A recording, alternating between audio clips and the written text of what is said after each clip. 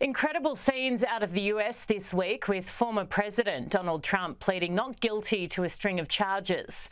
The first president, former or sitting to ever face criminal prosecution, is accused of conspiring to influence the 2016 election by paying off multiple people in hush money deals to cover up sex scandals that could have harmed his chances of becoming president. Trump, in his typical way, would not have surprised anyone, has hit back, saying America is going to hell. There's plenty of people, let me tell you, who agree with him.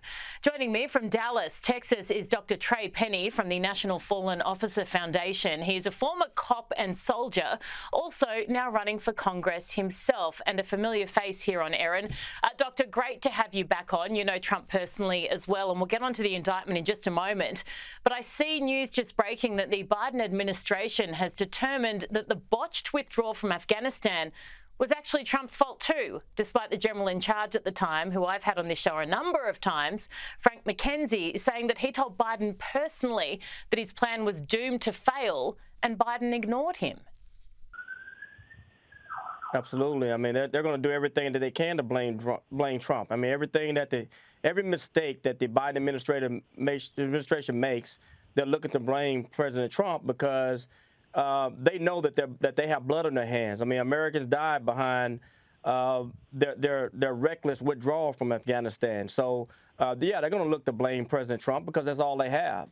And you see everything that's happening right now is all because President Biden realizes that he's weak, and there's a potential for him to be upseated again by this president who got more than 70 million votes the first time around.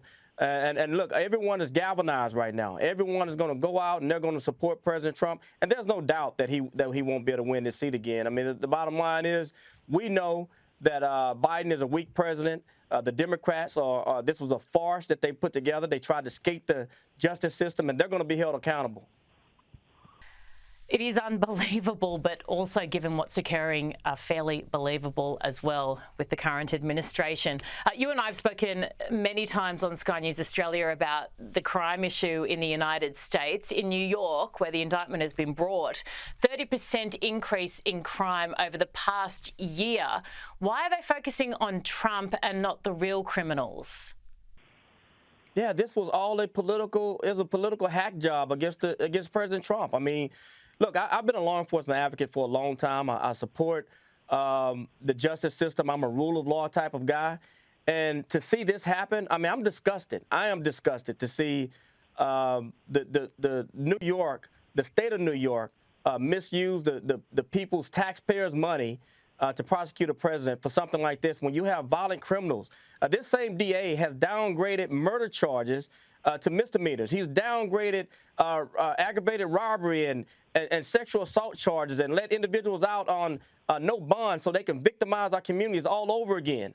So that shows you that this individual has no idea of what justice is or what it should be, and that person should not be in office, which I think is great that that Congress has decided to call this guy in. The Oversight Committee has decided to call him in and ask him questions about the actions that he took in bringing forth this indictment. And a lot of people, look, I will say, Erin, that America is now waking up, and they're starting to see that the Democrat Party is flawed in so many ways, and they're going to be unseated. They're going to be unseated next year. This is the time for the conservatives to step up, to get back involved. I'm getting back involved, and I know you know that. We're all getting back involved, and we're going to take back our country before we lose it to the radicals. I mean, even if you hate Trump, and there's a lot of people who do, if you're an American who believes in freedom and all the values that you're supposed to over there, you got to fight against this, don't you?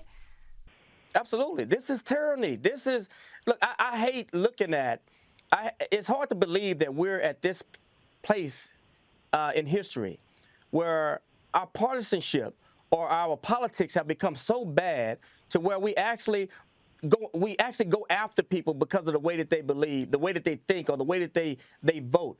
Look, I was with President Trump from 2015 going forward. I was with President Trump before he became president. And I saw the attacks that he faced. I faced attacks just for endorsing him, just for being a part of his campaign and supporting him going forward. So I know what he dealt with. And the thing about it is, President Trump is someone who's conditioned to deal with these type of attacks. I'm conditioned to deal with those type of attacks because I realize we all know that the people that are doing this, they're doing that to further their cause, their agenda. But the American people, we're smarter than that. We know better. We know that the system does not work like this, and we're not going to allow the Democrats and the liberals with their progressive agenda to come in and use this miscarriage of justice on our justice system to tip the scales going forward for our political elections. Off the back of this, will Trump now win the Republican nomination and then win the presidency? Trump will definitely win the nomination and the presidency. Look, like I said before, the 70 million plus voters that came out and supported them last time, you have those same people that are galvanized. These are diehard supporters. And now you have everyone that was sitting on the fence before that now see that that the justice system has been abused and you have state district attorneys going after sitting president, going after President Trump now. Now you have all those people now ready to get in, and they're going to go and they're going to vote and they're going to support President Trump. I think every candidate that was thinking about running against President Trump, all those people are going to sit on the sidelines because they're not going to put their name in the middle of this. There's no way that any Republican candidate wants to get in the middle of this when President Trump is and now he has the base behind him, and they're going to make sure that he gets in and win this election come 2024. Dr. Trey Pennie, best of luck yourself as well. I'm sure we'll speak to you before you start campaigning, but we really appreciate your time. And if you want to learn more, you can go to pennieforcongress.com. Thank you again so much for your time. Thank you for having me.